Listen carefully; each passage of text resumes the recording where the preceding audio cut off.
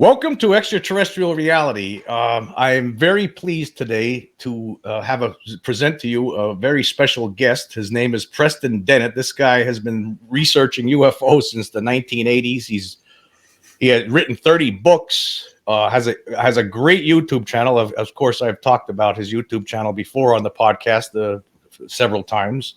I highly recommend it, and of course, links to his Amazon page where you could find all his books as well as his YouTube channel will be listed in the description for this podcast. And anyhow, before we get going and start talking to Preston about everything, I want to read through his biography here so you know who this guy is. Okay, Preston Dennett began investigating UFOs and the paranormal in 1986 when he discovered that his family, friends, and co-workers were having dramatic, unexplained encounters.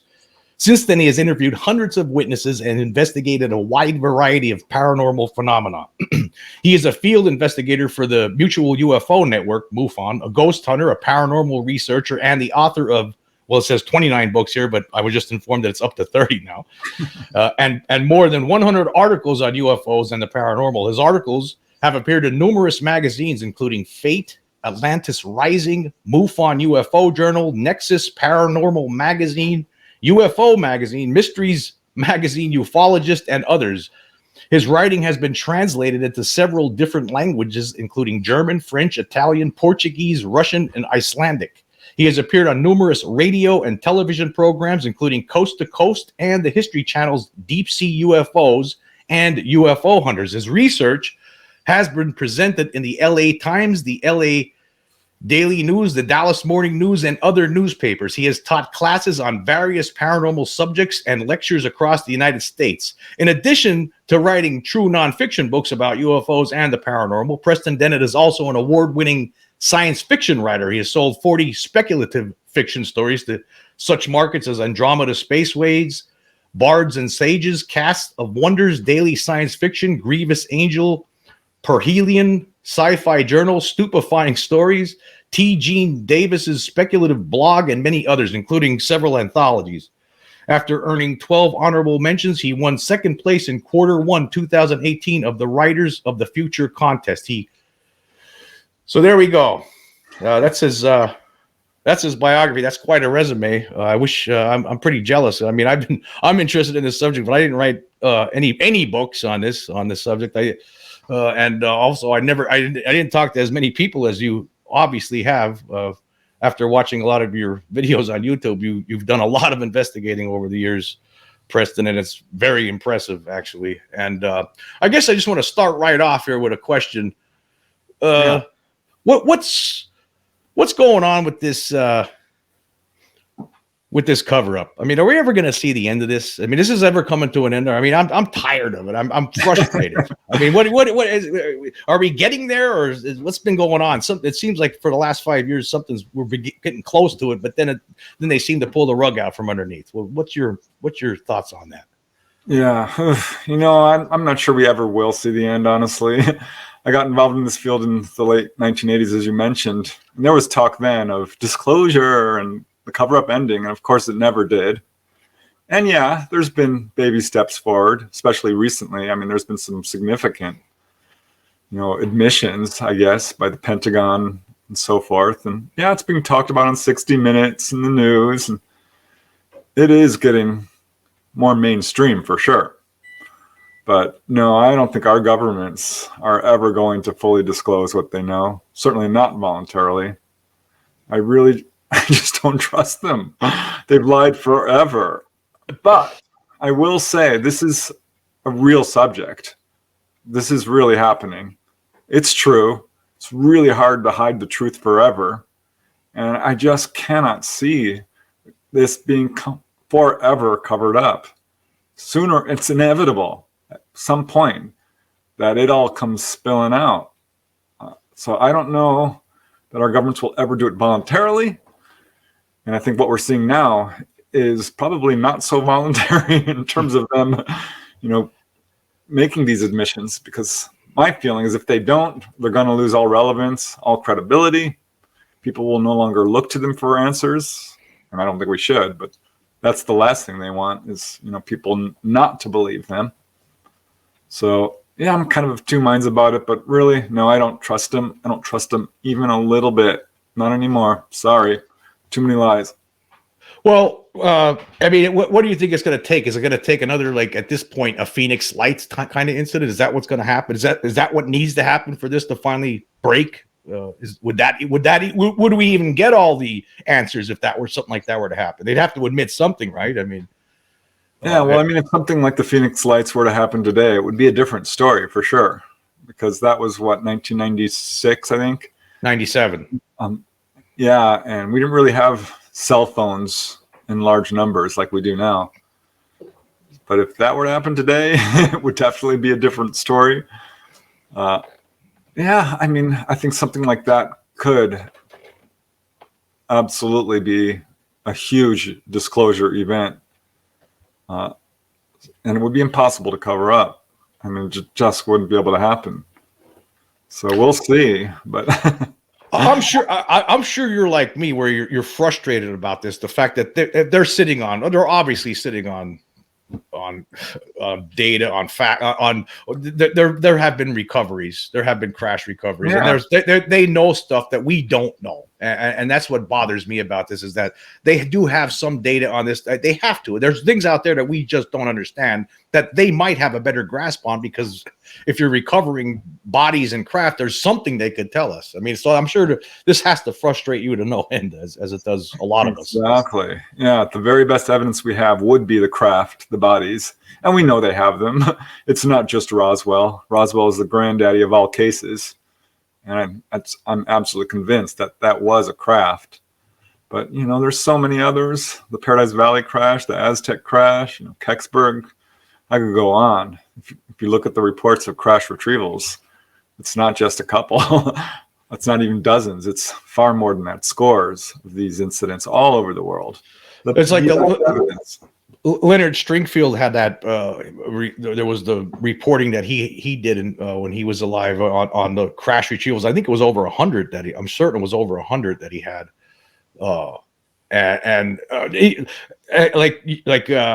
Some people you pointed out is that if just one of them was true, I think it was you who pointed it out. Somebody, I'm that if one of them is real, then that means game over. Game over. I mean, that's it. And I think Roswell's definitely real. Exactly. Yeah, it is. It's incredibly frustrating to hear, you know, the guys at the Congressional Disclosure Daily and Moultrie, the two head defense guys, saying, well, no, we've never shot at them. That's a lie, demonstrable. Roswell, those are rumors. Oh, really? Rumors? They've never heard of Malmstrom? How? And you're the head of defense, and you've never heard of the Malmstrom incident in Montana, which anyone who's into UFOs has certainly heard of. Yeah, that was just so for people who's not aware, that's the 1967 incident where a giant flying saucer just was hovering over the Malmstrom nuclear silo in Montana and shut down all the nuclear bombs, basically, right? And yeah, the missiles, right? The missiles. Yeah. It's just not credible to me that they don't know about that. I mean, anyone who picked up one UFO book could have spoken more intelligibly about the subject than they did. Yeah. And yeah, they have not only the craft and the bodies, but excellent films and photographs. And what did they show us? This tiny little white dot that could have been a balloon. It took them 10 minutes to stop frame. Yeah. It was ridiculous. Regarding I mean, I guess you remember 1997. That was a big year, the 50th anniversary of Roswell. I remember this very well. I remember when the Air Force came out with that Roswell report, case closed, when they said it was dummies. And I remember there was on the news, there was press conference with some guy from the Air Force. And I remember sitting there. I was actually in a bar room actually watching that.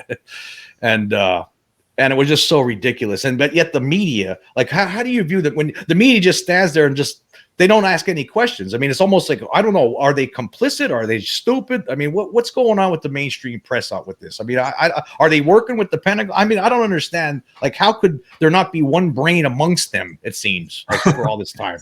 Yeah, well, you said the magic word there, which was exactly what I was thinking, complicit. Yeah, there is a media cover-up. We know this.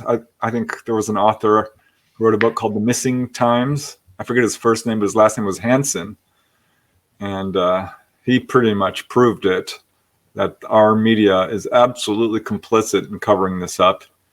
And every now and then, at least once a year, I'd say there's a report that just kind of slips through or has so many witnesses that it at least makes the local news. And we're seeing that more now that this subject is going somewhat mainstream. But yeah, the best evidence gets covered up.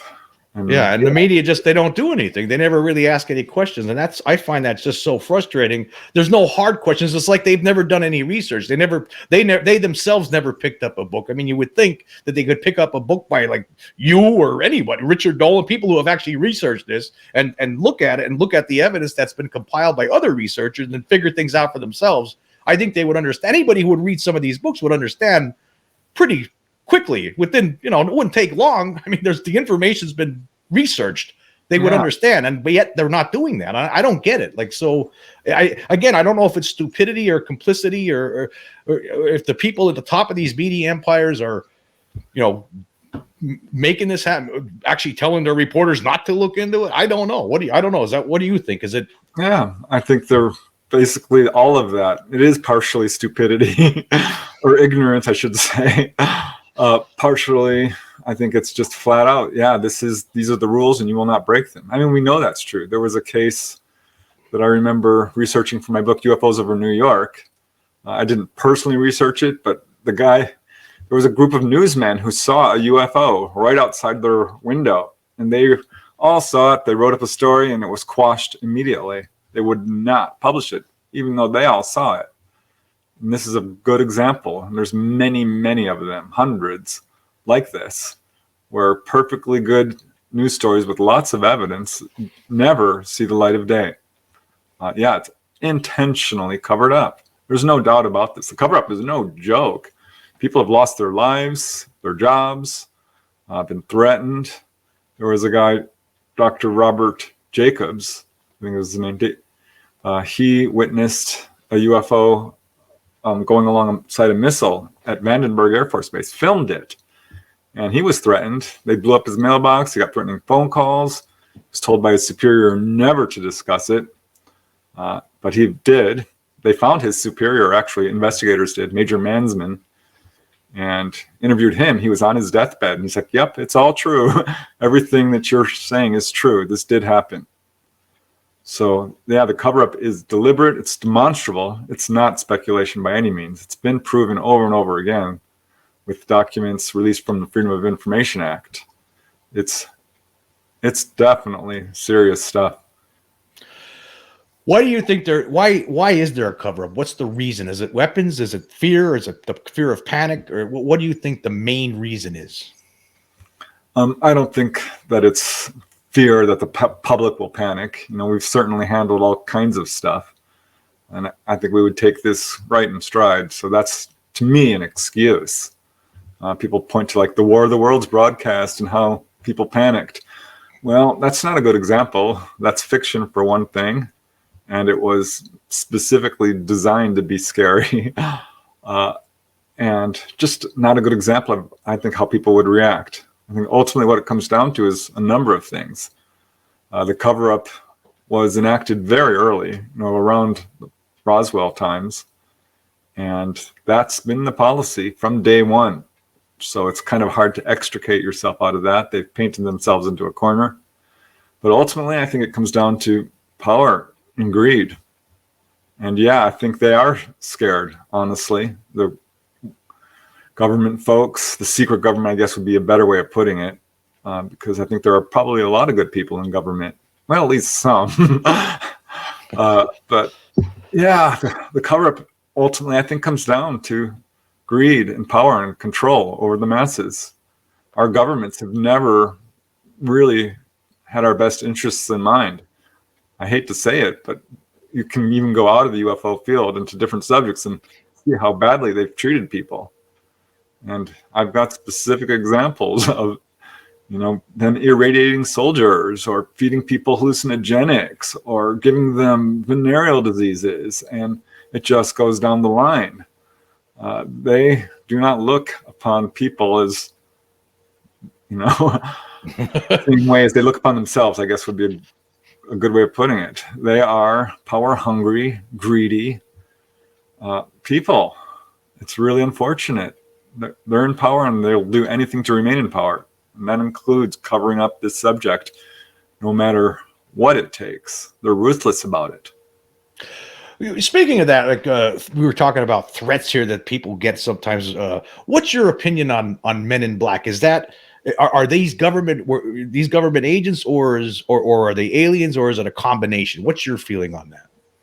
Yeah, I think we're talking about two different things here, because there's the Men in Black, which I think was initially reported on by John Keel and other early researchers, involving human-looking figures, which aren't what we would think of as government agents, because these guys are driving black Cadillacs that disappear. They are very peculiar looking, robotic in their speech, seem to have knowledge that a normal person wouldn't have in terms of when a UFO incident occurs and someone has hard evidence, they show up unannounced. When no one has even shared this information. I don't have really any Men in Black cases of that kind. One, maybe two. So it's hard for me to speak to it. I've certainly read the books on it. But I think what a lot of people think of when they think of Men in Black is more like the movie Men in Black, government agents who work for the secret government and are basically covering up evidence and going around and investigating cases where there is hard evidence, and like the other guys will take it. A good example, I think, would be the Rex Heflin case in Santa Ana, where he got those great photographs and government agents showed up and took them, the negatives. It's a great photographic case. It's never been disproven. Some of the best photographs in California, certainly. But yeah, he had people show up. There was another case that I found out about when doing research for schoolyard UFO encounters. I wrote a book on, because there was 100 cases. but there was a guy, a police officer, who filmed UFOs at the Sacred Heart Elementary School in Moline, Illinois. And back then, that was the 60s. There wasn't a whole lot of great film footage in the public arena. But he caught like 30 seconds of this UFO as it moved off over the schoolyard. And I found the footage online. I looked at it. And by today's standards, it's just a little light in the sky. It's really nothing big. But he had government agents show up. They refused to identify what intelligence agency they were from. Were very interested in the film. Did everything they could to get it. And this was a good case, investigated by Stringfield, as a matter of fact, and some of the other major researchers at that time.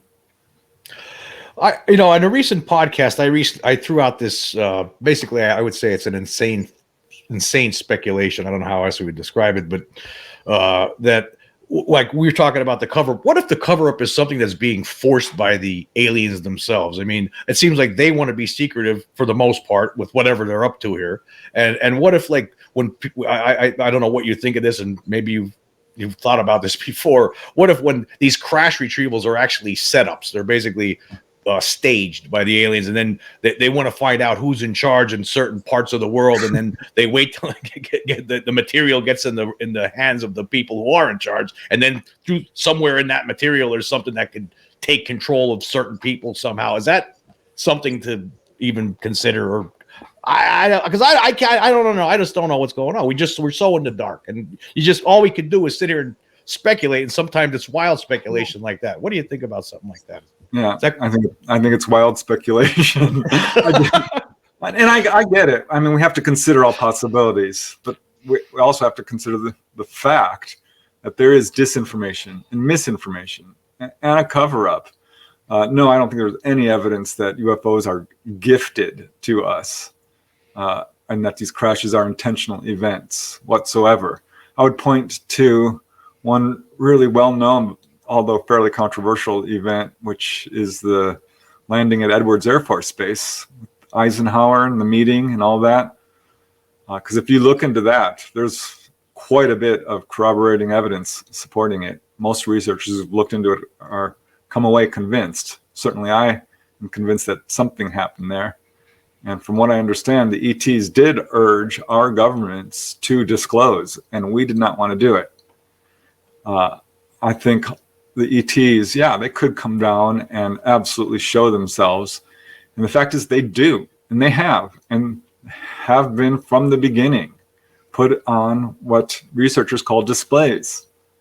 A biologist from Utah, Frank Salisbury, was the first to coin that phrase, as far as I know, when he wrote his book, The Utah UFO Display, because they would come down and put on a show for small groups of people, sometimes individually, sometimes large groups of people. I mean, we see this with the UFO waves, and there's a bunch of them throughout history. 1947 was a huge super wave which swept across the US and the world. And the evidence from that year alone is enough, really, to constitute disclosure. ETs have disclosed. You could just look at the schoolyard UFO cases, the drive-in movie theater cases. There's 100 of them. UFOs are putting on displays, and they are showing themselves. Yes, they could come down and stay there and completely freak out the world governments, but I don't think that's their intention. I think they are have more respect than that, I guess, would be one way of putting it. It's kind of up to us to come to the reality or the acceptance of their presence, because they have disclosed. They've given us enough evidence, for sure. Anyone who looks into this will absolutely come away convinced. If you're a UFO skeptic, I'm sorry, you haven't done your homework. I don't mean to be rude about it, but you just haven't. The evidence is there. It really is.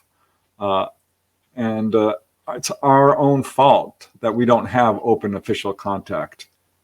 And if you talk to the contactees, because that's where I've done most of my research, is really focusing on people who've had direct contact. They've been told all this.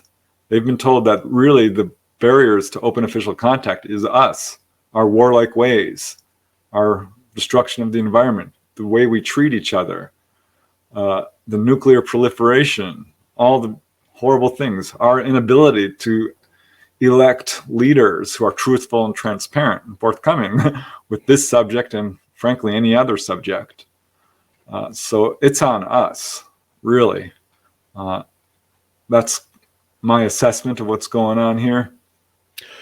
So you don't believe that there's like some people I talk to and some of the research suggests that there's nefarious purposes behind some of these visits. Like, for instance, if you read any of the books by David Jacobs, he talks he's come to the conclusion that there's some sort of a hybridization program ongoing, and at some point there's going to be a change. I mean, that's, I'm certain that you've read these things. And what's your feeling on? I mean, are there good aliens? Are there bad aliens? Or is it a mix? This is a very controversial subject, and I certainly don't want to offend anyone who feels like they've had a negative encounter. But having interviewed hundreds of people and really scoured the literature, and certainly I've read David Jacobs' books, which are a bit of an outlier, frankly, because very few researchers have come to the conclusion he has. Yeah, there's a hybridization going on. It's always been going on. ETs are very interested in, I believe this is one of the main purposes of onboard experiences, is upholding our genetics and healing. This is what the onboard experience is all about. Honestly, is people are taken on board and healed. This is the subject of my first book. I've re-released it. I have 300 cases, and many are from David Jacobs, which he seems to kind of just gloss over a little bit. No, I don't think they're here to take over. They're clearly not here to hurt or scare. The first thing ETs will tell anybody they contact, almost without exception, is don't be afraid. Have no fear. No harm will come to you. We're not here to hurt you. And what I would encourage people to do is take an objective look, whether you're an experiencer or a researcher or just interested in this. Look at what the contactees say happens to them. Because, they're physically examined, and that can be very scary. And this is where I think we get a lot of the bad rap from ETs, because people are freaking out. They're reacting with panic and fear. when in fact the ETs are saying, calm down. Everything's fine. Don't be afraid. They're doing their best. We're very fear-based here. And it's partly the government cover-up that's doing this. It's partly my labs, fake alien abductions that are terrifying. There's a concerted effort here to paint ETs in a bad light. And it's not warranted. Because if you look at what happens when someone's taken on board, it follows a very set pattern. They're physically examined, often healed. This is not uncommon at all. 25, 30, up to 50% of contactees report this, possibly more. But if you don't react in fear, you're not going to be paralyzed. You probably won't have missing time. And you will be given a tour of the craft. This is very common. They take you down to the engine room. They're like, here's how we, here's our power source. We harness the magnetic field lines. We have anti-gravity. They'll take you up to the observation deck. Like, look, there's Earth below. Would you like to see the moon? Would you like to go to Saturn? I've got several cases of this. Even other worlds. They will take you on a tour. No kidding. They will give warnings and messages. And these are not like nefarious. They are trying to help. They're warning against nuclear proliferation, warning against our warlike ways, warning against destruction of the environment, warning against pollution, against greed and corruption. Those are the main themes that when someone gets a message, that's not negative. This is them trying to help us. They will actually take you up to the control room. I just did a video on this and teach you how to fly the craft. It's not as unusual as it sounds. Grant Cameron just put out a book profiling dozens of cases. And another thing that is definitely one of their missions, their goals, is to wake us up to our own heritage, to our own abilities. They tell contactees over and over again, you are us. We are you. We are one. And that exact phrasing comes up again and again. But people who have the contact experience come away spiritually transformed. And they're profoundly psychic. It's a two-way street because they will contact people who are psychic naturally. But this is pretty much a hard and fast rule. People come away with the ability to heal, or precognition, past life recall, astral projection, remote viewing. I mean, it goes right down the line to physical levitation, which sounds crazy, but Bud Hopkins has cases. Jacques Vallée, Whitley Strieber talked about it. Stephen Greer, I could go on. Ray Hernandez. So this is what I'd like people to just take a look at this. What is actually happening here? Does this sound like this is a negative experience? Yeah, it can be scary. And people will come away from, especially initially, frightened out of their minds. Nightmares, PTSD, locking the doors, can't sleep at night, sleeping with the lights on. But at some point, this is the pattern I always see, they'll be taken on board again. And then by the third or fourth time, they're like, okay, they're not here to eat me. They're not trying to kill me. They healed me. I'm getting a lot out of this. And most people I've talked to, and I'm going to say it's at least 90%. I mean, it can be a little bit of a mixed bag because there is a lot of fear. But most feel like this is absolutely benevolent. And they wouldn't trade their experiences for anything, and they want them to continue. There's a small percentage like, no, it's demonic. I hate it. They're evil. And even they describe the same sort of experiences that the people who, everyone's describing the same thing. Sorry, I get really passionate about this. No, this is great. I'm loving it. I mean, I just so you know, I mean, there's been a lot of podcasts that I've done where I would probably have to categorize them as fear-based because, again, I'm just speculating because, again, our government's keeping everything secret. We don't really know what's going on or why they're here. I mean, I experienced one. I was scared out of my mind. I didn't know what it was. But I guess the thing is, and there are people who, I mean, there's other things, though, for instance, like you have cattle mutilations, and you also hear some cases of here and there of human mutilations, and sometimes humans disappear, and then some people look at that and and they think that aliens might have been involved in that. Is it possible that some of them are bad, or is that not alien related? Do you think, or is it not true? Maybe. Well, I mean, I'll answer it this way. Look at humans. Are humans hostile? Yeah, I think we are. Look at the things we do to each other. We murder, rape, steal, assault, lie, cheat, steal. It's just an endless parade of horrible behavior that we do to each other. We're slaughtering each other in very large numbers and still doing it. So are there people out there who are like humans? Probably. I highly doubt that they're traveling interstellar distances and would more likely destroy themselves before they even got to that ability. So that's how I would answer it. I'm like, yeah, there probably are some bad people out there. But as far as being visited here, no, I really don't. I think what we're looking at are a couple of things. One, very fear-based thinking. Two, outright lies, disinformation, not true. Third, my labs, actual events that people do experience, which are masquerading as ETs but are not. So I think it's a mud pit out there and trying to get to the truth. And that's what I think, honestly, is going on. No, I don't think ETs are here to hurt people. How long have they been around? Longer than we have. How advanced are they? Oh my God, incredibly advanced. It would take nothing for them to be able to destroy people. What we don't see are aliens coming out and beating people up. And, all the things we do. As far as human mutilations, because people are like, you're kind of Pollyanna about this. I'm like, well, hold on a second. That's not true. I do not edit the stories that people come to me with. I report them as they experienced them. I'm very careful to be objective. It's their experience. They're allowed to interpret it the way they experienced it. And I just don't get these cases. And I looked into the human mutilations. And I had to kind of laugh because, first of all, there's maybe 5 or 10 reports of this. Some are coming from researchers who are laughably debunkers or whatever. Don't trust them. Most of the field knows who these guys are and said, no, do not trust these guys. They're not good researchers, actually. No, they're not. The debunkers that's another. We could talk about debunkers later. That's another story. And the fact is, people do mutilate each other.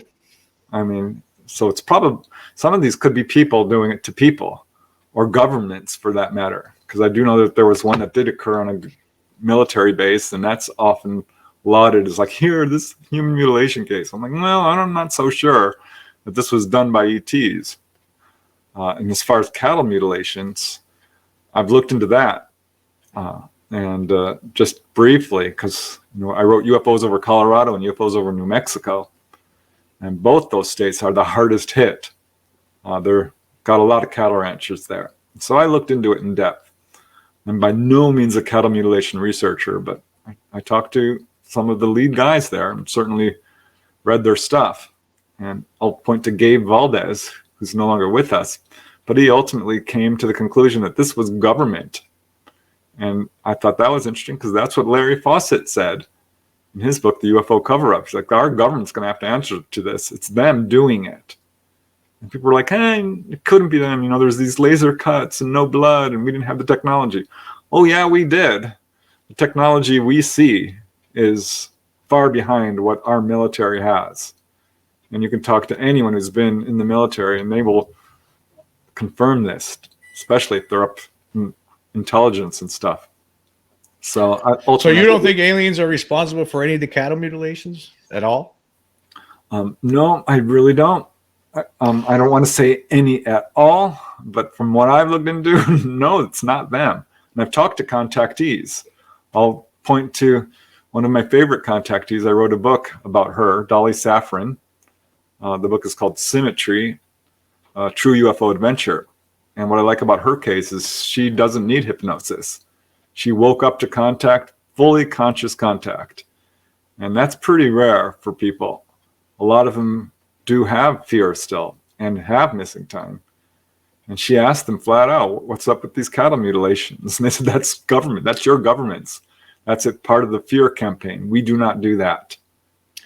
I mean, I think about that one case, for instance. There was, I think it was on the West Coast somewhere. It might have been Washington State, where there was like 14 forestry workers or something that saw some strange object hovering over a herd of elk, and I and it, remember that. and then picked one up and then flew away with it. And MUFON and investigated it, and then they found a dead elk near the area where this thing flew away from. And I mean, I don't know. I mean, it seems like they do take them sometimes. I'm assuming. I mean, if it was 14 people standing there looking at it, I mean, who knows what they're doing to them? And so I guess they're taking all kinds of animals and people and plants. I've written about that in my Not From Here books. You know, that people have been taken on board. And we'll look at the hunter Carl Higdon from Rawlins, Wyoming. Yeah. He was taken on board. He was elk hunting, and there were the elk he was hunting in this little glass enclosure. Yeah, and she tried to shoot it, and the bullet stopped and fell down, and it was just very strange. That's one of the weirdest cases ever. I think that's very strange. There's a lot of weird. There's a good case. He was healed, by the way, tuberculosis scars on his lungs and kidney stones. Yeah. Again, more evidence that these ETs are being misportrayed. So you're saying before, like, and in a lot of your videos, like you're talking about the drive-ins when they're basically putting on a display, like you say, and it's a form of letting us know they're here. But I mean, why not? If they're doing that, like, why not? Like you said before, why not like just go on a full display and just get it over with? I mean, you wonder, why are they just continuing to keep it? See, why show some people but not everybody? I guess. I mean, I've seen something, and so many people have seen objects, but yet not everybody did. If everybody were to see them, then everybody would believe it. Everybody would know. Like, why not put on a big display and just end it all right there? Or why the slowness? I mean, I can only speculate. I don't know for sure. I know that contactees have asked about this, and basically there's an element of the non-interference rule and karmic laws. You can't just go and pop someone's bubble. People have to evolve at the pace that they are able to evolve. They have to do the work. So they can intervene to a degree. They can guide, they can teach, they can heal, but they can't take over and do everything for us. So we do see these displays, and they are regular. And it's very interesting to me because, just going to the drive-in theater cases, I found 100 cases, and I can tell you that there's probably 1,000 more because most people don't report. And these are involving anywhere from 100 to 400 people a shot. So we're looking at, hundreds of thousands of people seeing UFOs at drive-in theaters alone. And that is a pretty concerted publicity campaign that they're doing. And we see this with schoolyards too. And, I found 100 cases. Again, you could times that by 100 easy. And what I found so interesting about the schoolyard cases was 50% were at elementary schools, which is, of course, our youngest kids, and very impressionable and very much like sponges, they and no fear, really. They've never even heard the term UFO. And we've all heard the term, get them while they're young. I mean, it's a very clever way to sort of convince society that UFOs are real. And I think it's been very effective because certainly our younger generations have almost a universal belief in UFOs. There's been studies of this. The younger you are, the more likely you are to believe in this subject. Yeah.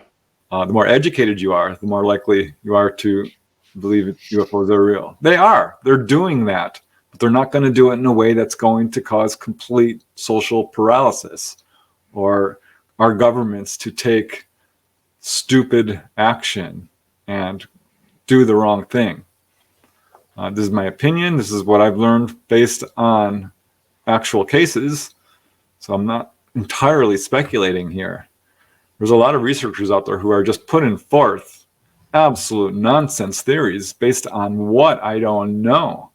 There's only a handful of researchers out there I truly respect, because some of them are just, where'd you come up with that? I'm like, what are you talking about? What do you mean? Like, what are they saying? Like, Well, gosh, I hate to name names, but I will Oh, no, say, no, no, you know the name. Just what the. like the 20 and back. I don't know if you've heard of this, where super soldiers on Mars. Oh, okay. Yeah, that sounds ridiculous. No. Think about this. Let's just use basic science. You cannot live on Mars. There's no magnetic field. You could not live there a week. You would fry from the gamma radiation. That cannot be true. You cannot age regress someone. I mean, just, I know there's a lot of high strangeness in this field. And when someone reports something that's just beyond bizarre, I will put it on the back burner and consider it, certainly. But you have to have some basic factual information correct. And if you look at the contactee accounts, there's so many people reporting grays, reporting being physically examined, reporting being healed, reporting the same darn things. And they don't know each other. They're all different cultures, all different ages, all different blood types and ancestries. You can sift out the truth, but by just the sheer consistency and number of reports. And those ones that are just complete outliers, I don't fully trust them. I just don't.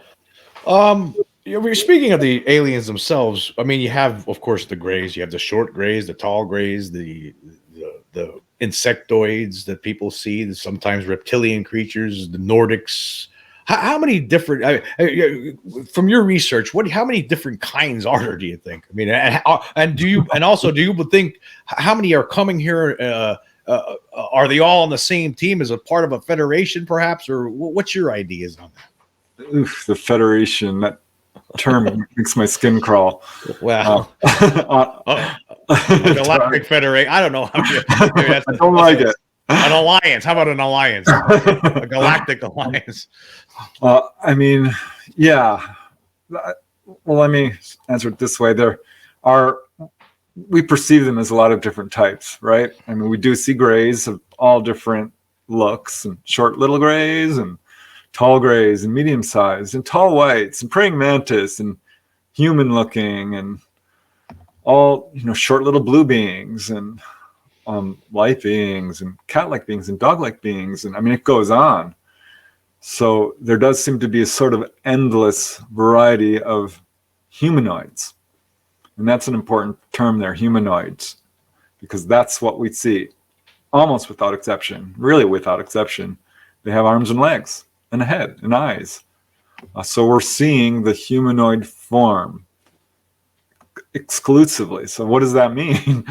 Well, if you talk to the contactees who have asked about this, and I mentioned this early, the ETs will say, we are you, you are us, we are one.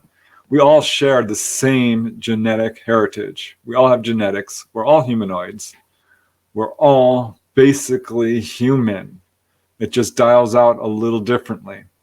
And if you look at all life on Earth, whether it's a stalk of celery or a chimpanzee or a giraffe or what have you, we share the same genetics to an amazing degree. I mean, we really do. Look into genetics and you'll see this. So what we're looking at, I think, is really not the variety and that people initially perceive.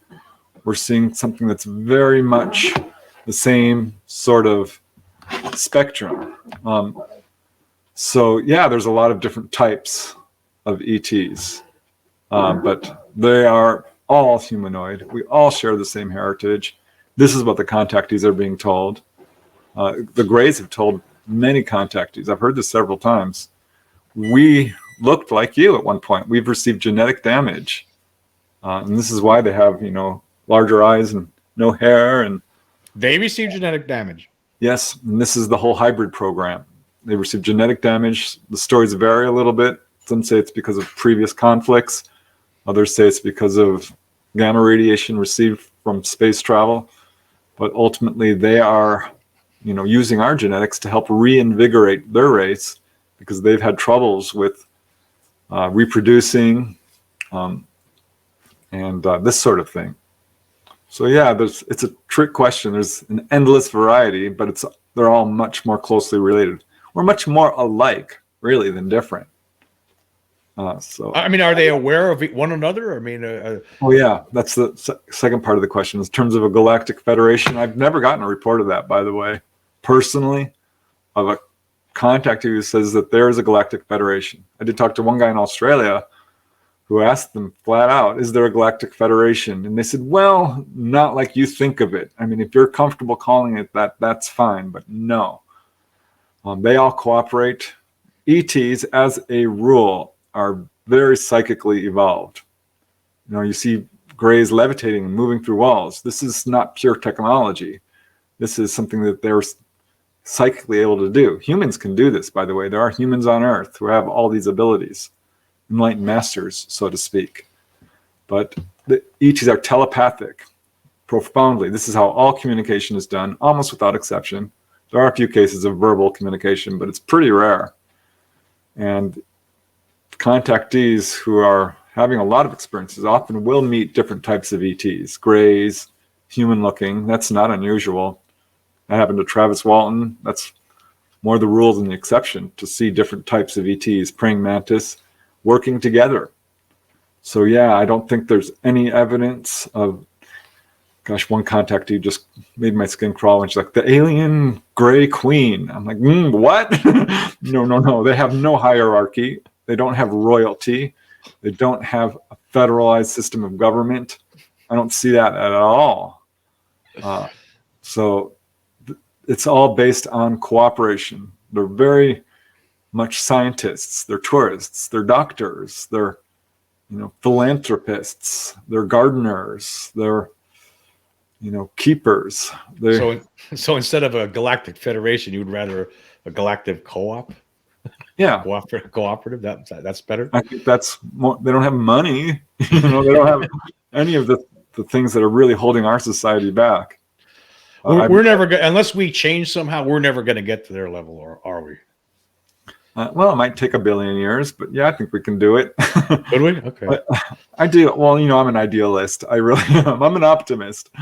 And I think people, given the opportunity and the environment, would give you the shirt off their back, are very nice and wouldn't kill you. But, in the wrong environment, yeah, we're dastardly people.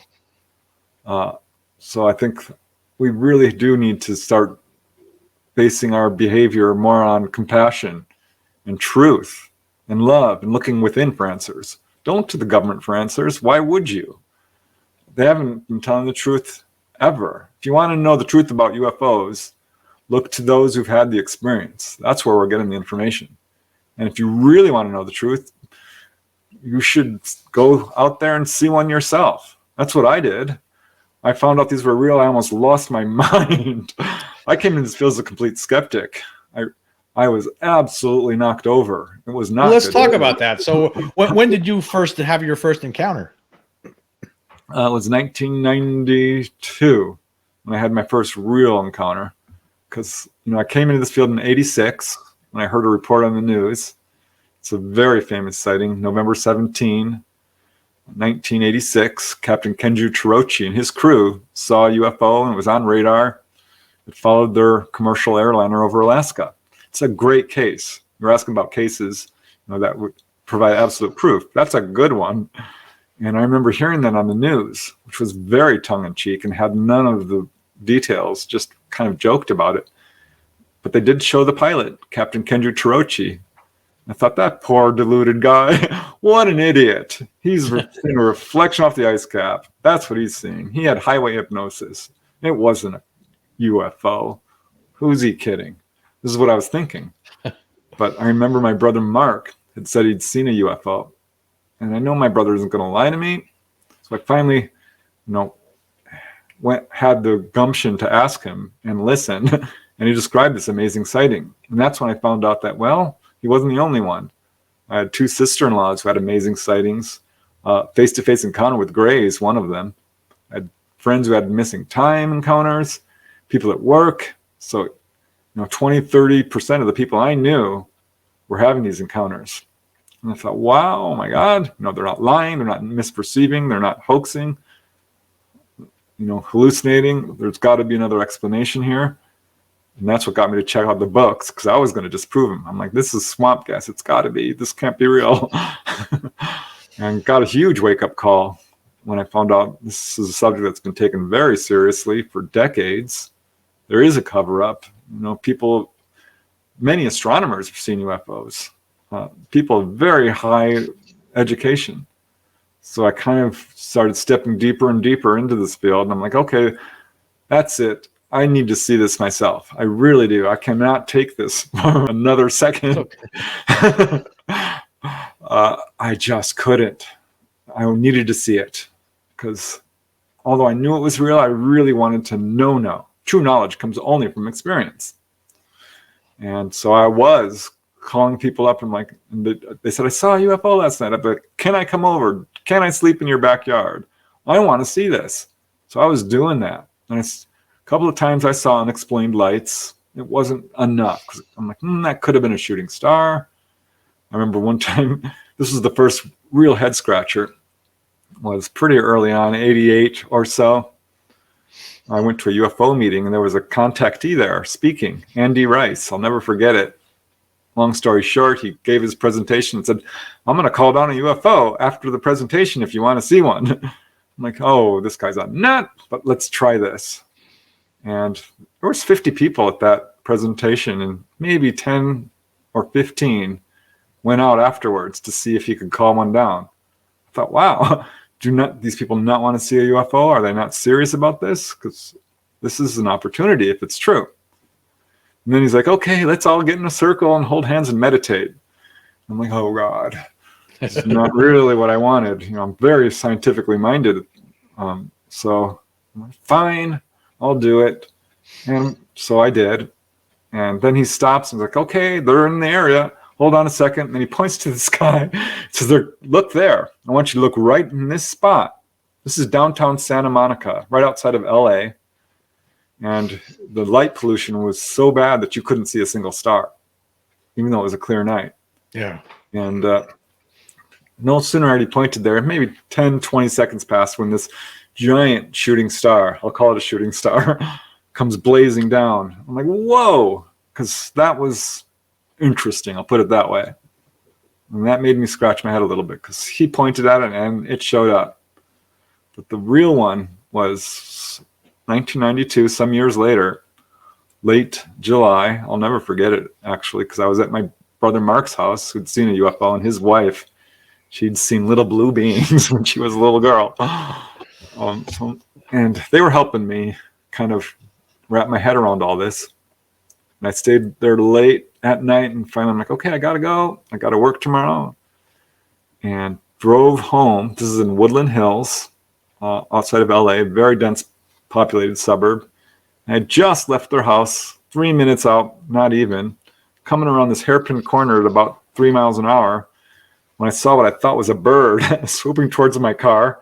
Of course, I look up, it's like 300 feet up there, and it's coming down at a parabola, and I'm like, well, that's not a bird. That must be a firecracker, because it was glowing, and it was round and small. But it wasn't a firecracker, because it came and it stopped right in front of my windshield, and it was an orb. About the size of a golf ball, maybe, a little bigger. Yeah. But it was solid. It was sort of this white color, yellow-white, not super bright, totally silent, and maybe 2 feet away. It goes back and forth, stops again. It's like looking at me. I'm holding my, steering wheel, going, "Oh my God, that's not a." Were you still? Was the car still moving? No. You were stopped at this time, and it was just moving back in front of you. No, right when it stopped in front of my windshield, I stopped too, right in the middle of the road. It was late at night. This was a tiny little street, Golondrina, and I'm like, that's not a reflection. What is this? And yeah, like I said, it moved back and forth and stopped again. I'm like, well, okay now. And I didn't feel any fear. I'm just fascinated, because this is unusual. This is not a firecracker. This is not a bird. This is not anything I can describe as anything but, I don't know. It's not a giant craft, right? It's a little orb. But it goes forward over the hood of the car and straight up. And I remember leaning over the windshield, the dashboard, and looking at this thing as it went up into the canopy of the trees and out into outer space. And boom, I forgot about it. I don't remember anything that happened after that, and I forgot the whole darn incident. I completely forgot it. Instantly. It was gone out of my mind. I don't remember driving home that night. I really don't. When did you remember? When did you finally remember this then? 4 months later, 6, just popped into my mind. And it blew me over because, having interviewed people who've had that experience, I'd always say, like, what, a UFO landed in front of you on the road and you forgot about it? Are you kidding me? How could you forget that? I'm like, I can't explain it. So now I know. So that was my first, but it certainly wasn't my last. I think I had missing time, honestly. I've never gone hypnosis to prove it. I kind of am a little wary of that. I think it works. I've talked to a lot of people who've done it, but it's also got controversies surrounding it. I know it works. I've researched it enough to know, but in the wrong hands, it can cause all kinds of problems, hypnosis. So I've kind of shied away from it. But yeah, that was my first of what would end up being like 20 sightings. Wow, 20 sightings. And was it all orbs or was it variety? A variety, mostly unexplained lights of various kinds, unfortunately, but still really cool. I mean, probably the next really good one was I was transcribing an interview from this lady who had seen grays and had, ET hybrid babies and jumped. I remember actually specifically I was transcribing the interview where she describes grays surrounding her bed. She jumps up and kicks one in the neck and its neck snaps. I thought, oh my God, you got to be kidding me. And I'm thinking, well, Travis Walton, he punched one.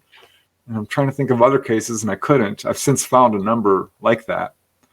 But this was 1994 about, so there wasn't as much information as there is now. And I'm like, I wonder if this lady's telling me the truth. I know she is. I talked to her face to face. I went over and over and over her case. I still know her. She's a great friend. She's in Australia now, but I was having a hard time wrapping my head around that particular incident.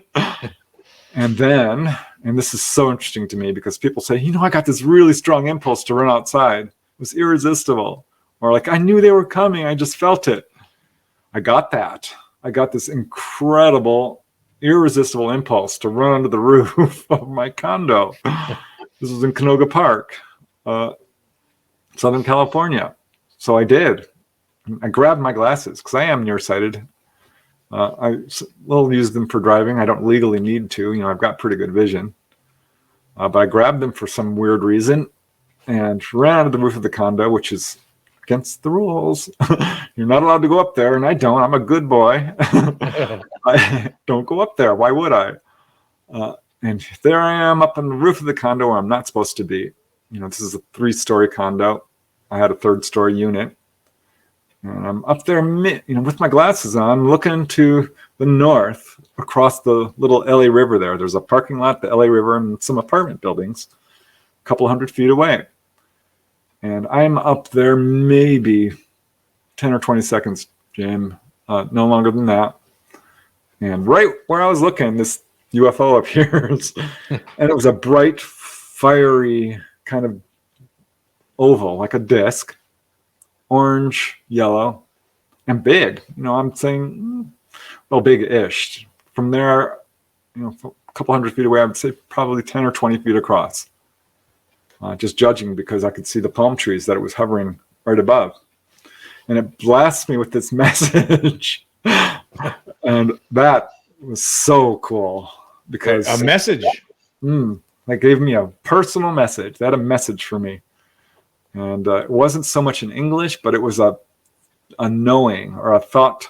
I don't even know how to describe it, but they spoke to me. And it's funny because you interview people and they're like, they told me this or that. I'm like, was it in words? And they're like, well, no, I just knew what they were saying. Like, don't be afraid. No, that wasn't the message they gave me. I wasn't afraid. I was thrilled. I'm like, wow, look at this. And the message was, hi, it's us. We'll call her Wendy. We're Wendy's ETs. You don't believe? She's telling the truth. Watch this. We'll prove it to you. That was the message. And this darn thing, which is standing still in the sky, pretty much. It's wavering a little. It goes back and forth, back, forth, back, forth, back, forth, back, forth, and starts getting lower and lower and lower until it's actually behind the trees. So I can see exactly where it is. It's in front of the building, behind the trees. And I mean, that's got to be 30 feet up tops, and disappears. So it was brief. It was, 15 seconds is a long time when you're looking at something like this. And yeah, it spoke to me. Wow. Yeah, that just went, whoa. I called her up the next day. I'm like, you're not going to believe it. She's like, what? She says, well, I'm like, your UFO showed up. She's like, it did? I'm like, yeah, and it told me you're telling the truth. She's like, well, what do you mean I'm telling the truth? Of course I'm telling the truth. I'm like, yeah, I know you are, but they wanted me to know for sure. And she ended up taking me out again for probably my best sighting ever. One of them, certainly. Because I told her, I'm like, I'd really like to see a UFO. And she's like, you just saw one, didn't you? I'm like, yeah, but I wasn't ready. I did not expect that. She's like, okay, well, because she's like, I'm in telepathic contact with them regularly. When someone tells you that, you're like, oh, yeah, sure you are. But I had to believe her because they showed themselves to me and told me flat out, this is real. Showed me, proved it. So I'm like, okay, can you call them? You know, I would love to do this again. And she's like, all right, I'll see if I can. They might not, they might. But she calls me up a week or two later and says, okay, they want us to drive over to this place that along the 210 freeway in Pasadena. I'm like, really? She's like, yeah, at this date on this night, at this time. I'm like, okay, let's do it. And I went with her and my sister-in-law, Christine Kisara, who does the covers for my books, and I've worked with her real closely. She's an artist. And her son, my nephew, James, who was like 14 or something, but they wanted to come along, so why not? So all four of us park on right off the freeway, which you're not allowed to do. I'm like, Wendy, seriously, this is kind of breaking the law. She's like, well, this is where they told us to park. It was a pretty rural area, you know, in the mountains along the freeway, late at night. And she's like, see that dirt road, that fire break? I'm like, yeah. She says, that's where they want us to go. So I'm like, okay. So we hiked up this little mountain. It was a fairly strenuous hike, really. It took us 20 minutes, a half hour. And me and her were walking side by side and got to the top before Christy and James, who were a couple of 100 yards behind us. We had just gotten to the top. I have a camera around my neck, by the way. And she screams at me, look! And I can see, you know, her face is lighting up. She's looking right beyond, over my shoulder. She grabs my shoulders and spins me around. Look! I'm like, she didn't need to point because right in front of us. Let me see. I'm going to say about 20 feet away. It could have been 30, maybe even 40, but no, I'm going to say it's about 20 feet away. Was this enormous sphere. It was about the size of a house, a small house, and it was covered in golden light. It was the most beautiful thing I've ever seen. Really, it was a kind of light that's hard to describe because it wasn't normal. It was scintillating, and yeah, I guess that's the best way of putting it. Scintillating golden lights, just breathtaking and silent. And it was about 15 feet off the ground, 10 to 20 feet. Wow. So close, totally silent. And I could not take my eyes off of it. I couldn't move. I wasn't paralyzed or anything. I'm just awestruck. Completely forgot about my camera, which is such a shame because that would have been amazing. And it stayed there for about 10 seconds and then started to slowly move at about 3 miles and then 5 miles and then 10 miles per hour. And then this darn thing just went zip about 2 miles away, and I could see it curling around the mountain. And it moved so fast it left a tracer of light. And we're just jumping up and down, losing our minds over this thing. Man, that was such a good sighting. Were you able, I know you had your camera on you, but were you able to get that picture? Were you able to snap the picture, or would it happen too quick? No, Too so quick. embarrassing. I'm honestly ashamed. Then you couldn't get it. I don't know when you see. I don't know if you've had a sighting, but when you see I did. you're not thinking, oh, No. let's get a picture. You're looking at that, and you're going through your mind thinking, what is this? You don't immediately jump to UFO. You want to try to categorize it, and I couldn't miss. I could not take my eyes off of it. It was just unbelievable. I'd like to think I'm a little more prepared these days, but I still have never managed to personally take a picture, even though I've had a number of sightings. Yeah, I saw one in 1994. That's when I had my UFO. I had an alien encounter in 77. I talk about it all the time on the podcast. I had when I was a kid, I didn't know what it was. It took me a long time to figure out what that was. And then it came in the bed. It showed up in the bedroom in the middle of the night. And then as they do. Yeah, I didn't know what it was. I thought it was the devil, because that's the best. I didn't know that there was a such thing as this going on back then. And I have a question regarding that, but I just want to say, in 1994, I saw an object while I was on a fishing trip at a private. My buddy calls me up. We went on this fishing trip in Hazleton, Pennsylvania, near Hazleton, Pennsylvania, a place called Beach Mountain Lakes. Just to make a long story short, this big object shows up with 3 big lights lined up on it, no sound whatsoever. It was as big as a house. It moved in ways that normal human-made aircraft can't move. It was only hovering 2.5 stories off the ground. It came within 20 feet of me. I was standing there looking at this thing, and wow. it was unbelievable. But yeah, I've seen something, and that was the only. You can live your whole life. I think some people. I think it's unfortunate. You take for granted when people see something, have an encounter, or they see it. The people who didn't, I feel bad for them in a way, because I guess.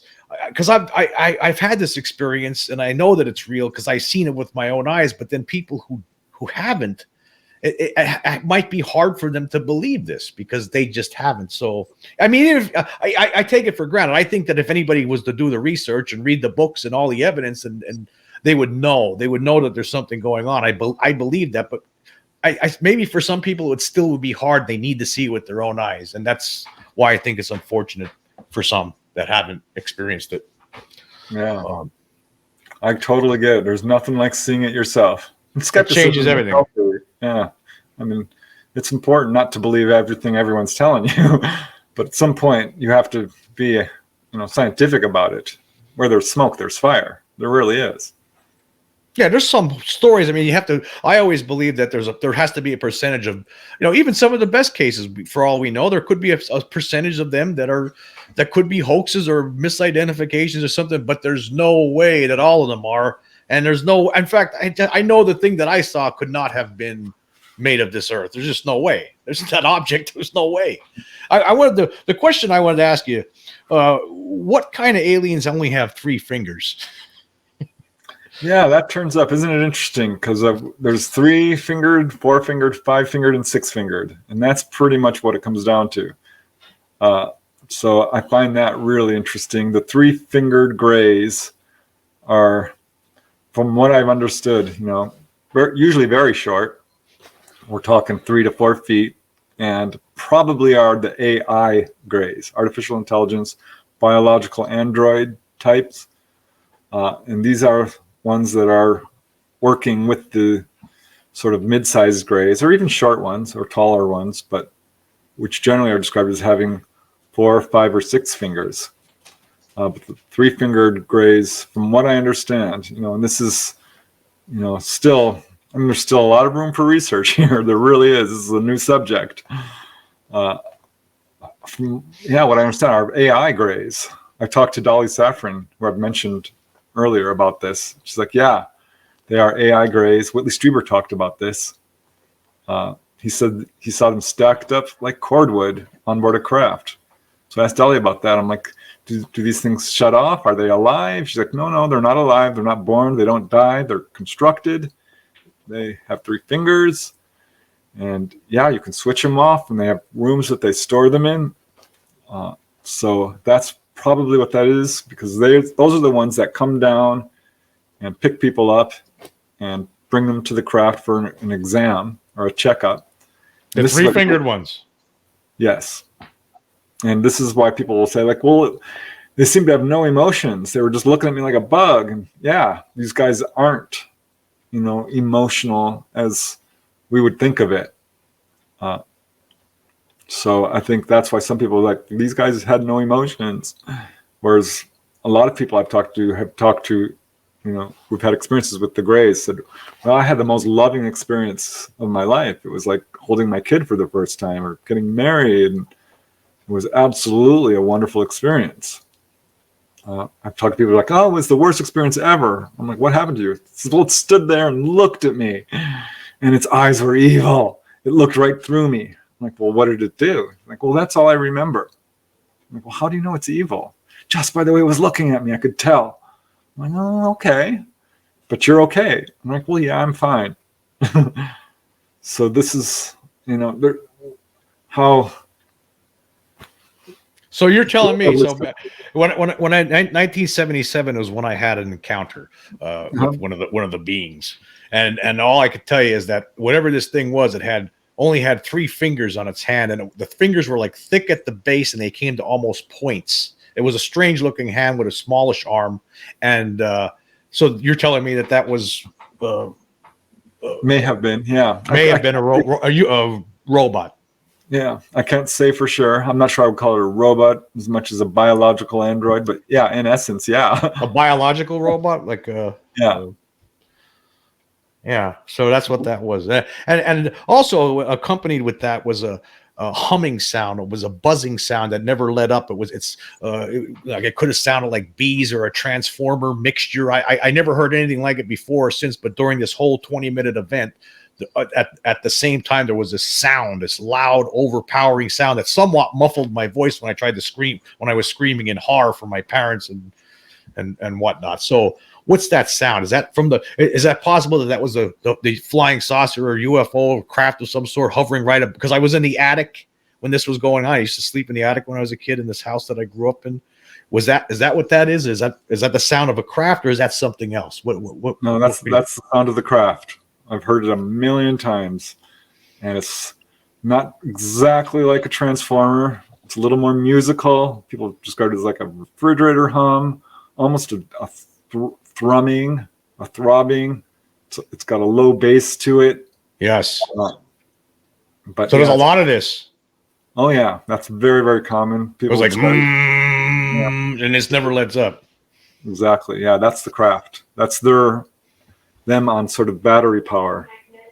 So that's the other question. I mean, sometimes they're making sound. The craft that I saw in '94 was completely silent. There was no noise whatsoever. But then you hear cases like the Ariel School, where some of the kids said they heard a buzzing sound or like a transformer sound. So that's why I'm starting to think that that's what I was hearing too. So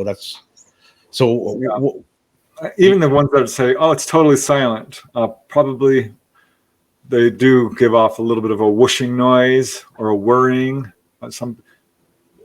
So I think from a certain distance you can't hear it, but at some point, yeah, when they start up their engines, it does make that sort of thrumming and whirring noise. So maybe I guess I'm wondering when I was hearing that, maybe that I just got abducted, because I never got hypnotized either. I'm not sure if I want to remember that.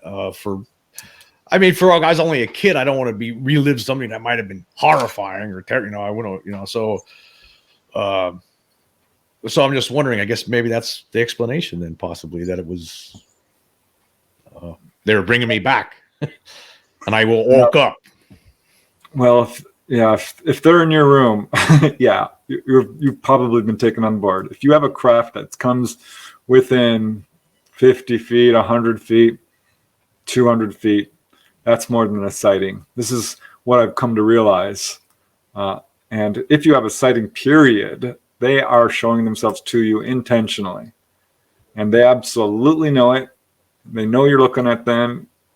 And people have talked about this, like they'll get a feeling of being watched. This is very common among contactees. Like, I always feel like someone's looking at me. But yeah, that if you have any entity coming into your bedroom, dollars to donuts, you've been on board. So then all those years later, when me and my buddy saw that craft during that night, it was a nighttime fishing trip. So that means they knew we were there. Wasn't by accident they showed up, you don't think? Don't think so. You know, there are such things as a craft way up there, if it's several thousand feet, and it just goes by and it's on its merry way. They're still showing themselves because they have the ability to cloak themselves 100%. And I've seen this over and over again. I mean, I talked to one kid. He was with his friends. There was 4 of them, and only he could see it. He almost lost his mind because like, it's right there. They could not see it. Whitley Strieber had this experience. I've heard this over and over again. There's a Navy medic I interviewed, Kevin Kamen, a great witness, a trained observer, saw a UFO on a Navy ship, which pulled him on board. And he ran around the deck of that ship, like pointing it out, and everyone thought he was crazy. He's like, it's right there. It's bigger than the ship. You cannot see that. So they can show themselves to who they want to. And yeah, I think the exception might be like if it's way the heck up there and it's a giant crowd of people and it's just going by. I think that they are still knowing that they're visible, but they might not necessarily know that each and every person who's looking at them is looking at them. But yeah, if you're in a small group of people, or if this craft is have any height lower than 1,000 feet, it's absolutely an intentional, purposeful event. They know exactly what they're doing. They're on top of things. We'll never be able to shoot these things down, by the way. These balloon shoot downs are not genuine UFOs by any means, because they fly circles around our missiles. I mean, there's nothing that we can shoot at them that can come anywhere close to harming them in any way. Well, I did have a third incident I lived in Hawaii for 2 years, from 2007 to 2009. And in 2007, I had this dog. It was a pretty wild dog. I just had it. I didn't have it long. And, she was really hard to control. And I was working at a newspaper at the time, and I lived in this house in the middle of nowhere in this jungle, basically. And the one day, it was like a Saturday, and I took the dog outside, and I was going to I didn't want to leave her inside, because if I went outside and you had a weed whack, you couldn't use a lawnmower. It was like a rough, like terrain, like lava rock terrain. And the house was built on, all the houses in this area were built on stilts because it was a tropical rainforest. So you could walk right underneath the house. So I wanted to bring her outside with me. And while I was weed whacking, I didn't want her leaving the house because she would tear it up, because she would have wanted to come outside with me. So I brought her outside, and I had this long chain, and I wrapped it around one of the stilts that held the house up, and I clicked the one end into one of the links, and I started weed whacking, and the dog was going crazy because of the sound of the weed whacker, and I joked around with her, hey, no, don't worry about it, it's not don't worry about it, but that didn't help. And next thing you know, I started cutting some more. I turned around for 5 seconds, and I hit a couple of weeds underneath the house, and when I turned back around, she was gone. The dog was completely gone, along with the chain. I just figured she was scared from the sound of the weed whacker. And so I started looking around, and I lived, basically, there was nobody that lived around me. It was, for the most part. And this jungle was like low to the ground. It only came up to your like knee. Like it wasn't like you're like in a jungle like you would see in Africa or something like that. This was low to the ground type vegetation, but it was really, really you couldn't really walk through it. It would be too difficult. And so you could see all over it. I'm looking on the perimeter in there, seeing if she was hiding in there. I walked out this dirt road to this other dirt road that led to my house, and I'm looking around, calling for the dog. She's not coming. And I'm looking around for her for like an hour, and I can't find her. So I started thinking, well, maybe she ran all the way to the highway, because the highway is like a couple, 2 or 3, 4 miles away. And I was thinking, what if she ran to the highway with that chain on her? And maybe she's somebody picked her up and brought her to the shelter or something, because it was a nearby animal shelter. So I actually drove to the animal shelter to see if somebody picked her up, and they said no. And I went back to the house, and I'm looking for her. I could not find her. And it was like 2.5 hours she was missing. And I couldn't find her. And I finally gave up, and I sat down on the steps. And right when I sat down on the steps, she rose up right in front of me in this dense brush. And she came walking out of the bush, and this long chain was still attached to her. And it was in an area where she rose, where I had just looked like 4 or 5 times that she wasn't there. But what was the strangest thing was I didn't think anything of it. I just thought, well, she was hiding. But then when I saw the other end of the chain, I saw that loop, it was still in the loop on the other end, and the link was still attached into, there was just no way that was possible. So I thought, well, maybe there's a space somewhere on this post where I had her tied to. And I looked, and there's nothing. And I thought, well, maybe it wasn't this one. Maybe it was somewhere else. But everywhere I looked, there was nowhere where that loop could have went through. She disappeared right in front of me, and I didn't know what to think of it at the time. And as time went on, I thought, well, this could have been alien interference. I can't explain it any other way, because there's no way that other end of the chain, where I had it tied around the stilt, there was no space for that loop to go through. How could it still be connected like that? I never could come up with an explanation. And as time went on, and I saw stories of Skinwalker Ranch where strange things happened there, I started thinking, well, maybe it was aliens that did something there, playing game or for whatever. Maybe they abducted the dog for a couple hours and then returned her. I don't know. I mean, it seems to me that if it was, then it just shows the power of invisibility that these beings possess. I mean, have you come across stuff like this? I have. Yeah, absolutely. People's dogs will be taken on board. They're not where they're supposed to be. So yeah, I mean, that does happen. Absolutely. And I think sometimes they will do things like that intentionally as sort of a calling card, and a way of letting a person know, like, this happened, because they will put people in bed the wrong way. I don't think they're doing that intentionally, or into the wrong bed, or outside their house, or little things to sort of let a person know. They'll drop you from a foot above your bed, boom. And I think that's sort of probably, I mean, I'm purely speculating here at this point, but that's what it sounds like to me, that they did something to sort of let you know. Yeah, I mean, what did they? I guess is a technology similar to just, I guess, basically the same kind of technology, whatever. Or I guess you're saying it's some sort of a mind power that allows them to walk through walls, to basically to pull that chain, end of that chain right through the post without disconnecting it, and that's, I guess that was that's what made this whole thing stand. I probably never would have thought, if it would have been, the chain would have been busted at the one end, like, opened up, I would never thought anything. But the fact that it was still in the loop, I couldn't understand it. Like, this is impossible. This can't happen. That went through solid matter, it would mean. But they could do that. They could walk through walls, like you said. In fact, I think there was one of your videos where you were talking about there was a kid that liked walking through walls and had stopped, and you could see these little round balls or some blue-looking balls. Yeah, they have that ability. They can render solid objects permeable. So I think that's probably what went on there. It sounds like it. And given the fact that you've had other experiences, I think it adds a level of corroboration or confirmation. If it were a one-off, I'd be like, no, I don't know. But it certainly sounds like something happened there.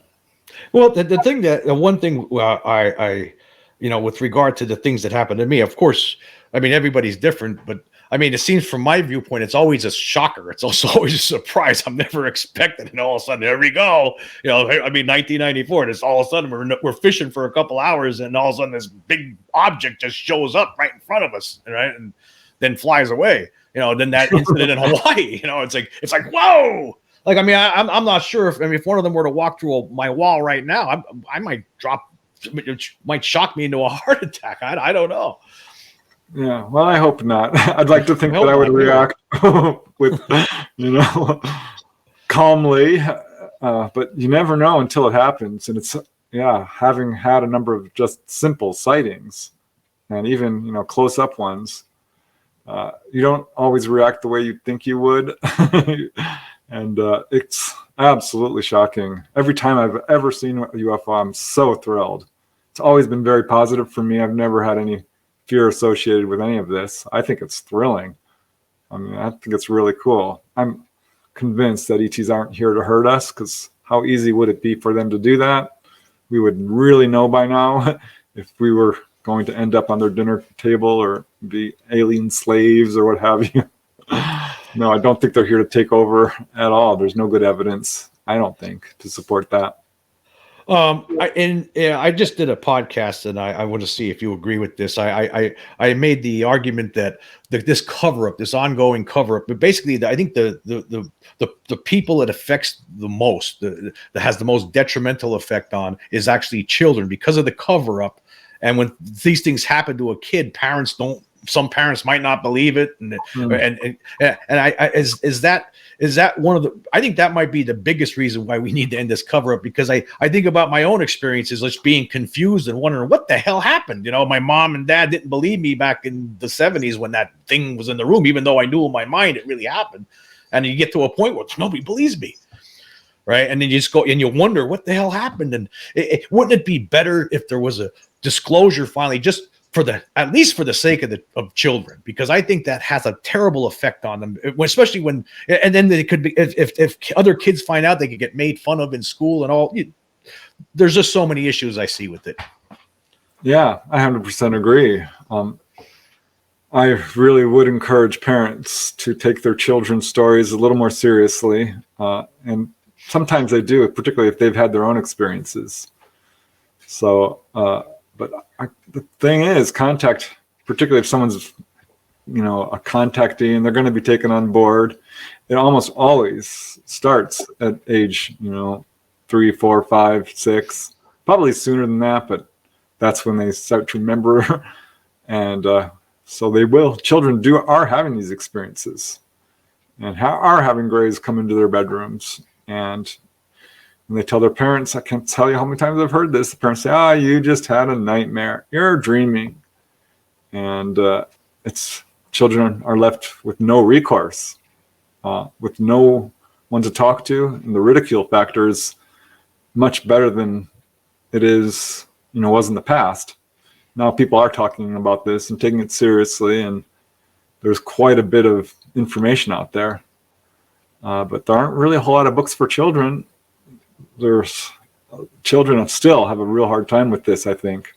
So I agree. Yeah, this should be taught in schools, frankly. There should be classes. And I think it's starting in elementary schools, it should be taught. I mean, yes, that's where I feel the same way. At least let people know that, we are not alone in this universe, and here's how we know, because look at all these waves of sightings we've had over the centuries, literally centuries, but certainly since 1947, there's been incident after incident after incident after incident, enough to prove in a court of law, easy.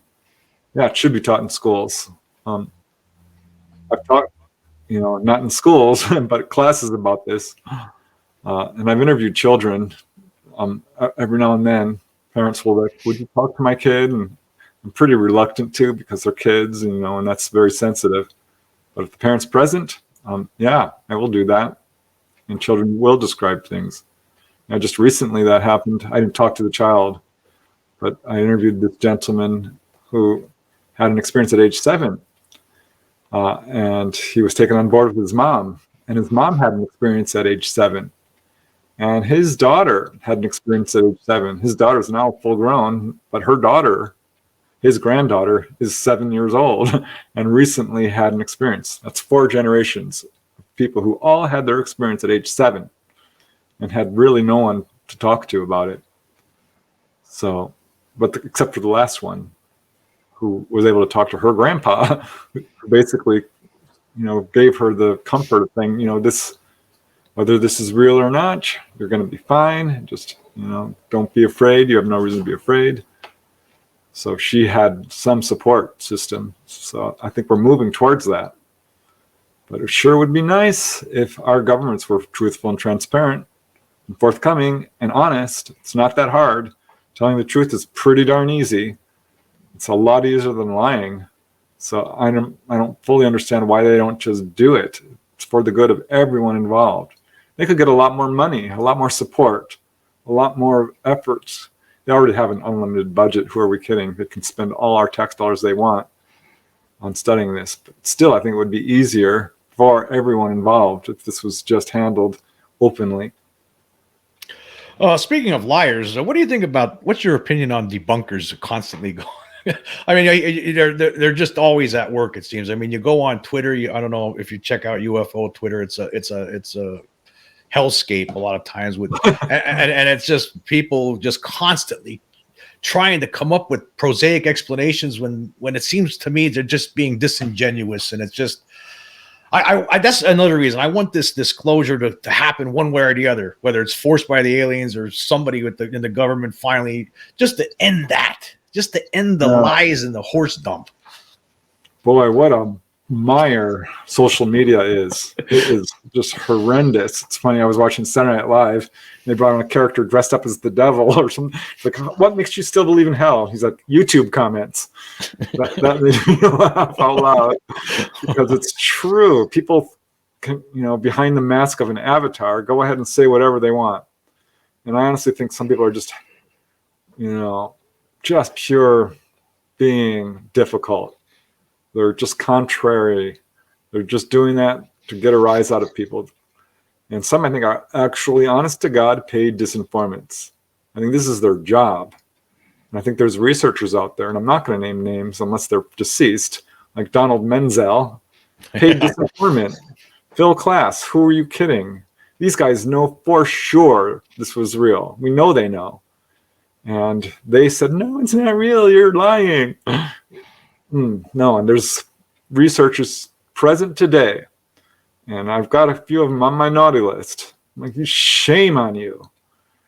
I've heard some researchers backtracking on Roswell. Like, you gotta be kidding me. After claiming it's real, and then suddenly they're like reversing their opinions. I'm like, who do you think you're kidding? I know your game. This is a common disinformation ploy. I know exactly what you're doing. Yeah, this is horrendous. There are professional debunkers out there who know full well this is real and are still playing this game. And look at the CGI crap. That's just no other word for it. All over Facebook. Oh, Facebook is hard. I mean, there's so many fake. That's another problem. I mean, there's the debunkers on one side, but then you have the hoaxers. There is a lot of hoaxing going on, and you don't know what to believe anymore. I mean, I don't know. It's really hard. It's unless you're somebody's live streaming something from somewhere. I guess it's going to get harder as time goes on, I think, and that's going to become a problem because people aren't going to believe videos, because why should they? I mean, unless you have, I think if there was a major event like another Phoenix Lights or another Stephenville, Texas, or what was that one from the 1950? That was a big one out there. I can't remember what state it was in. New Mexico. The Farmington incident. Oh, yeah. That was a big event. You did something on that one too. Yeah, I don't even trust people's. I mean, if you're not going to stand behind your footage, I don't want to see it. Yeah, that's the thing. You don't even know who did these. Who put these out there? It's like there's some videos and stuff that I knew were fake right off the bat. For instance, I just want to point this out. Like I knew that alien, Roswell alien from the 95, 96, I knew it was fake because I could tell just by the way the film looked. Like film from 1940s would have been all beat up and stuff, but this looked like it was brand new. There would have been like dirt and damage and hairs and everything else on it. The alien autopsy? Is that what you're talking about? The alien autopsy. I knew it was fake from the beginning. It took that Ray Santilli like 10 years before they finally got me. Yeah, it was a fake. Yeah, that's a good example of disinformation, because that essentially is true. We know this happened. The Roswell, autopsies most certainly happened, but that video, that film was not part of it. That was its content was true, but the actual film footage was fake. So it's just so unfortunate, because that's so clever misinformation to release true content completely fake, totally faked, but what in its essence is true. So how do you separate that? I mean, this is why it's so difficult, I think, to get progress moving forward in this field, because these guys are putting forth, because whoever did that took money. That was not a little setup. That took it's not cheap to do all this stuff. That cost many thousands of dollars to put together. Probably more than that. But fake. Yeah, I knew it was fake the second I saw it. But like regarding those big incidents like that, like if we had another one of those with, like we talked about earlier during this discussion, if we had another one of those, there'd be people, it could possibly, and if it lasts long enough, it could be getting live streamed from all different vantage points. And that could be the end game, like right there. Another Phoenix Lights, I think it's over. There's been a few of those. there was the solar eclipse in Mexico in 91, I think it was. Yeah, that was a big one. Yeah, that Over was. Mexico City. This little silver craft hovered for like 2 hours. And I think there was like 20 different videotapes from people. In Mexico, the Mexican government had to say, we can't explain this because there was 20 videotapes. They triangulated this thing. They knew how big it was, how high up it was. It's still hard to find these videotapes online, but you can. And another piece of footage I like a lot, even though it's singular, is the Turkey footage. Oh, yeah. Which was, what was that, 2007, 8, and 9, I think, which the Turkey government could not debunk. And that thing was studied up and down. And yeah, that's good footage. There were experts from 4 countries that looked at that and deemed it was authentic. Yeah. And they were very they didn't believe it at first. But after they looked at it, they're like, well, it's real. It wasn't fake. That's not puppets. It's not CGI. It's not special effects of any sort. It's just an anomaly, and we can't explain it. That's what was the answer. We can't explain it. Yeah, there is some really good footage out there. Unfortunately, a lot of stuff today I don't trust because of CGI and Photoshop, and it's getting easier and easier for an amateur to fake stuff. But I agree with you, Jim. It's just going to take one big incident. And there's going to be enough people with cell cameras and enough people who are willing to step forward and put their name to it, sign an affidavit if necessary, take a lie detector test, whatever it takes. And then we're done. No more cover-up. Or at least, the governments can cover up all they want, but who needs them if we know it's real? And that's why I think they're having to step forward to some degree. Because if they don't start telling the truth, go away. We don't want to hear anything you have to say anymore because we know you're lying. We know, we know. I mean, we can go back and forth with this. But it's become a farce, a ridiculous. It's an open conspiracy at this point. More people believe our government is lying about this and covering up than don't. Well, most people believe in UFOs. A lot of people have seen them. We're already at the point where disclosure has truly happened. It just needs to be publicized and accepted, and let's move forward with trying to deal with this in a more open, compassionate, truthful way, and stop the lies. The lies are just Well, okay. What's going to be the in your opinion, what's going to be the end result if a big event happens, the mainstream media finally acknowledges the reality that there's extraterrestrial presence here, and there's no more denying it? What's going to change about human beings? What's going to change about our existence here on this planet? Well, as an optimist, I would like to say it will bring people together and we can accept this and move forward with studying it and having open official contact. As a realist, I think we're going to be dealing with probably a false flag government operation where they take their TR-3Bs and reverse engineered alien tech and stage an alien invasion and start doing horrible things to all humanity. That's the buzz in the UFO community. I think that's what we're looking at right now. I'm really worried about it. So I don't know how this is all going to roll out, but I think at some point, disclosure, as I said, is inevitable. I think open official contact's inevitable. This is a real phenomenon. They are out there in large numbers. Space is not empty. At some point, there could be a worldwide landing. And then what are the governments going to do? Then it's out of their hands. It's like, screw you. We shouldn't even really need governments at all. I mean, honestly, we should be able to get along, but we're not doing that.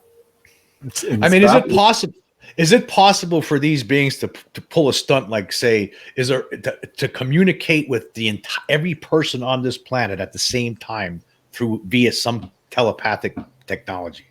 Is it? Yeah. You think that is that possible? Could happen. Yeah. Well, let me just put it this way. Having interviewed a lot of contactees, many of them get that message that at some point there will be a worldwide landing. And they've been either seen this through dreams, gotten the message directly, or got the impression or been shown this. The sky filling with UFOs, landings taking everywhere, people being pulled on board. And I'll just reference Dolly Saffron again in my book Symmetry, because she talks about this. There's been a lot of warnings of upcoming existential crises, this sort of thing, environmental, a social collapse, a worldwide disaster. And she talks about the sun micronovaing, the CMEs, coronal mass ejections, knocking down the electrical grid and pushing us back to the Stone Age. She's not the only one talking about this. There's a number of people. And there could be a point where this planet is not able to sustain life.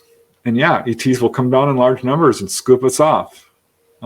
And this may sound like science fiction, but prove me wrong. Look into this. Look into the science of the sun, and you'll see that it's not as stable as you might think. So yeah, that could very well happen, and something to consider, to be ready for. We should all have enough food and water to survive a year, 2 years, because it's entirely possible that the electrical grid could go down. And if you look at the history of our governments, they're not trying to sustain the population. It's the opposite. They're decimating people in large numbers. How many, what do they call it, genocides need to take place before we realize that this is purposeful and that governments are, to an extent, cooperating with each other to annihilate large groups of people? Like, look at the Irish potato famine. There was plenty of food. None of those people needed to die. It was orchestrated. And there's famine after famine after famine that if you look behind the scenes at it, it's like, what is going on here? What about all these diseases that are spreading across the population and killing millions of people? I don't mean to be a doom and gloomer, because I'm not. But the way we're living is not sustainable. ETs are losing their minds over it. This is why the modern age of UFOs began in 1947, right when we got the ability to completely extinguish ourselves. They started taking people on board in large numbers and warning you about nuclear proliferation. That's not a coincidence. I'm not the first researcher to talk about this. The modern age of UFOs coinciding exactly with the atomic age. Because the ETs are like, all right, here they go again. They're going to completely destroy themselves. Let's do what we can. They're going to have to do the work, but we can at least inject some information and guidance and healing and teaching to the degree that they can. But this is ridiculous. We're once again into a very delicate place in human history. This is probably not the first time that there's been an advanced civilization that has completely annihilated itself. And we're on the verge of doing it again. Well, that's in a way, it's a positive note, though. I guess the way to look at this is that it's they're here for good reason, and they're not here to. People who are afraid of them, maybe they should think what your message is that you don't believe that they're here for any kind of sinister purpose. That they're here more or less to help us. Help exactly. UFOs are good news. This is great news for us.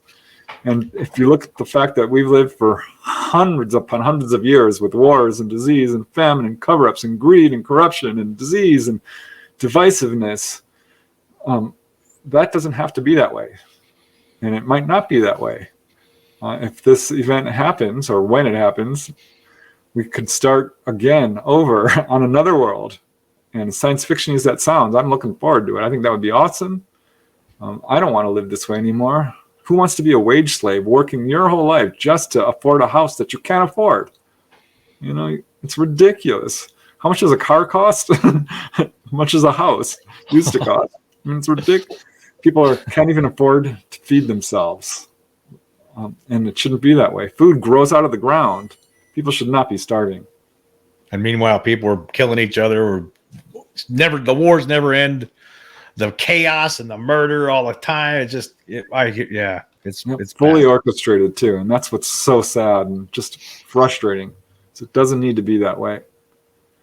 I think people are good at heart. Most people are the same all over the world. They just want to live and have a family and have a good time.